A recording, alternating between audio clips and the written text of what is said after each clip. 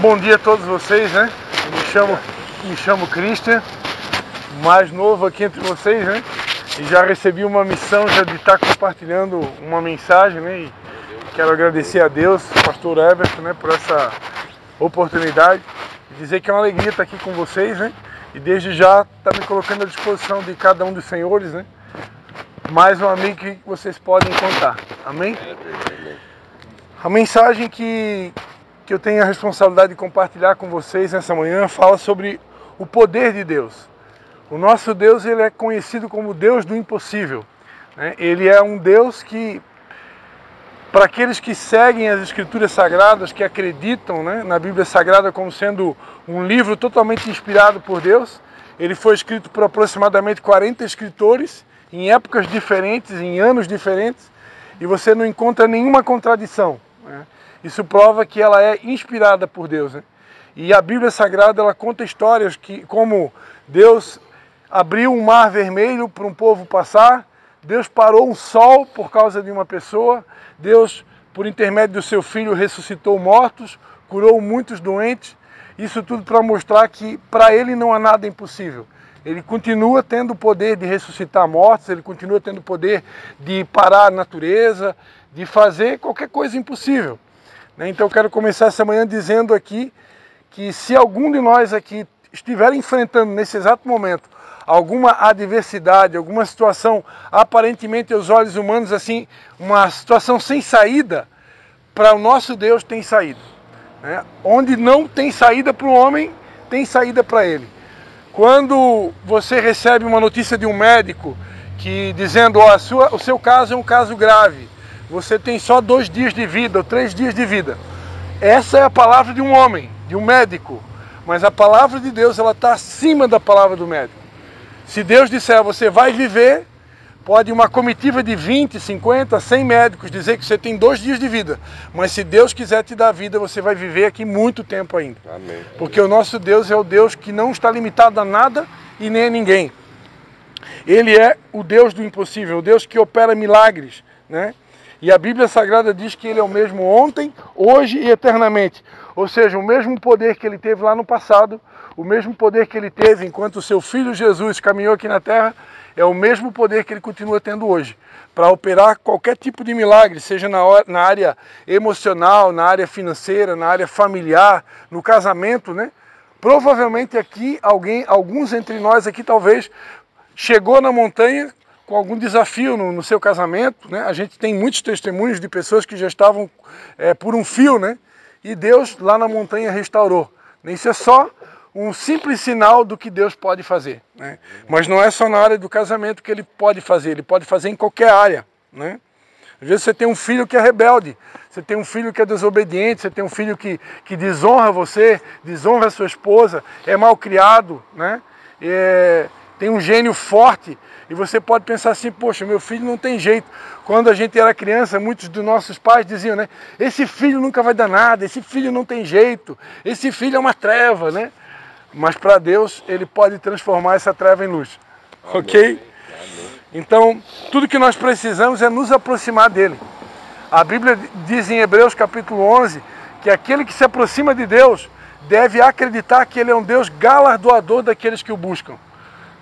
Tão importante quanto eu ter fé em Deus é acreditar que Ele é um Deus que tem prazer de abençoar a gente. Se eu me aproximar de Deus acreditando que Ele é um Deus mau, Ele é um Deus ruim, Ele é um Deus que está com a mão fechada, que não está nem aí para os meus pedidos, a Bíblia diz que como você pensa na sua alma, assim é. Então se você imaginar um Deus assim, você vai ter um Deus assim, porque você está imaginando Ele assim. Agora, se você acreditar que Ele é o que a Bíblia diz que Ele é, que Ele é um Deus galardoador, ou seja, Ele tem prazer de nos abençoar. Quando você se aproximar dEle, apresentando a Ele um pedido, uma causa impossível, uma situação que você precisa de um favor, de um milagre, Ele vai resolver. Nem sempre Ele vai resolver do nosso jeito e no nosso tempo. Isso é o que faz com que muitos cristãos se desviem do caminho. Porque muitas pessoas acham que Deus é uma espécie de micro-ondas, que você aperta um botão e em 30 segundos está pronto, né? Ou como fosse um caixa de banco, que você digita lá uma senha e sai um dinheiro lá instantâneo. Deus não é assim. Deus é um Deus que trabalha com processos, né? E a montanha, ela é um exemplo de como funciona a nossa caminhada cristã. Cada dia são processos novos, cada dia são novos desafios. E esses processos, esses desafios, eles foram estabelecidos por Deus para nos amadurecer. Porque Deus quer nos levar sempre para o novo nível. Ok? Amém. Segunda coisa, Deus espera que nós possamos nos tornar líderes da nossa família. Né? Lá na montanha vocês aprenderam o tempo todo, né, sobre a responsabilidade do homem, né, de ser o provedor, de ser o governo, de ser a liderança, de ser o guia para o lar. E isso continua valendo. Né?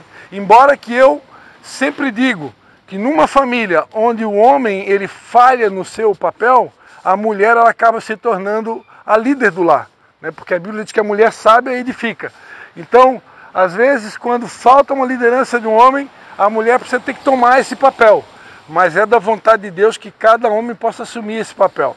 A Bíblia Sagrada diz que Cristo Jesus, ele é o cabeça de todo homem, e quando Cristo Jesus realmente é o cabeça de todo homem, ele acaba com muita facilidade se tornando o cabeça da mulher. Agora, quando Cristo não é o cabeça do homem, vai ser difícil dessa mulher querer se submeter a esse marido, a esse homem, porque ele não está sendo governado por Deus. Muitas vezes está sendo governado até pelo inimigo de Deus. Aí como você querer que a sua esposa se submeta a você, obedeça às suas instruções, quando na verdade você não é obediente a Deus. Então nós nos submetemos a Deus e automaticamente Ele nos dá autoridade para poder administrar o nosso lar, governar o nosso lar. Então é a nossa responsabilidade, muito bom dia, de exercer liderança familiar, né? E essa liderança ela vem debaixo de uma dependência divina, né? Nós precisamos ser dependentes de Deus a todo instante. Deixar que Ele nos guie, Ele nos governe pelo Espírito Santo de Deus que habita dentro de nós. Terceiro ponto dessa mensagem dessa manhã fala sobre a superação dos desafios. A Bíblia Sagrada diz em Filipenses 4,13: eu posso todas as coisas naquele que me fortalece. Como funciona isso? A Bíblia Sagrada, ela é, ao mesmo tempo que ela é um alimento, ela é um remédio. Jesus Cristo disse, eu sou o pão da vida. Nós precisamos, ele disse que se eu não me alimentar dele, eu não vou ter vida em mim mesmo. Né? Então eu preciso me alimentar dele. Como que eu me alimento dele? Me alimentando da palavra. Porque Cristo e a palavra são a mesma pessoa. A Bíblia diz, no princípio era o verbo, e o verbo se fez carne e habitou entre nós. Essa palavra verbo significa palavra, palavra revelada. Então Jesus ele é a própria palavra. Quando você se alimenta dele, você é fortalecido no Senhor. A Bíblia Sagrada diz em Efésios capítulo 6, fortalecei-vos no Senhor e na força do seu poder. Então, basicamente, como é que eu faço para me fortalecer? Eu tenho que me alimentar da Bíblia todos os dias. Se alguém aqui ainda não tem uma Bíblia, compre uma Bíblia. Comece a estudar a Bíblia, comece a devorar a sua Bíblia. Porque é ela que vai nos fortalecer. E à medida que você vai sendo fortalecido, não tem nenhum tipo de desafio que você vai achar ruim. Porque a Bíblia Sagrada diz que a fé vem pelo ouvir e ouvir a palavra de Deus. Então, quanto mais você se alimenta dele, mais fé você tem. E quanto mais fé você tem, pode se levantar gigantes, pode se levantar cara feia, pode se levantar o desafio que você imaginar. Você vai ter força para enfrentar. Agora, não pense que por você fazer musculação, fazer academia, subir montanha, andar de bicicleta que nem eu, de repente ser um cara forte e você vai na força do braço querer vencer os seus gigantes, que não vai vencer não. Tem gigantes que não se vence na força física, né? Como a gente aprendeu, o negócio é espiritual. Por que é espiritual? Porque nós somos seres espirituais e coisas espirituais se resolvem de maneira espiritual. A força física, ela nos ajuda em alguns momentos, mas tem situações que só se resolvem espiritualmente. Se você quiser, não sei se alguém aqui já presenciou uma pessoa possessa de demônios, né? Talvez alguém aqui não acredita, mas isso é real. Tem pessoas que elas são dominadas por espíritos malignos e elas falam em outra voz, elas mudam completamente, elas ficam fortes, até mesmo fisicamente, e você vai tentar resolver uma situação dessa na força do braço, não vai conseguir. Porque algo espiritual só se resolve de uma maneira espiritual. Então o fortalecimento espiritual ele vem pela palavra, né? E Deus ele quer nos dar essa força para que nós possamos superar os momentos difíceis da nossa vida. E finalmente, o quarto ponto, o poder de Deus, o poder que Deus quer nos dar, o poder que Deus nos dá, ele tem um objetivo principal, que é impactar a sociedade. Jesus Cristo disse, vocês são o sal da terra e a luz do mundo. Se o sal se tornar insípido, para nada mais serve, senão para ser lançado fora e pisado pelos homens. Então, assim como o sal na comida, ele tem o papel de conservar o alimento, ele tem o papel de mudar o sabor do alimento, de causar um impacto para um alimento muitas vezes até sem vida, né? Então assim, Deus espera que nós possamos causar um impacto na sociedade.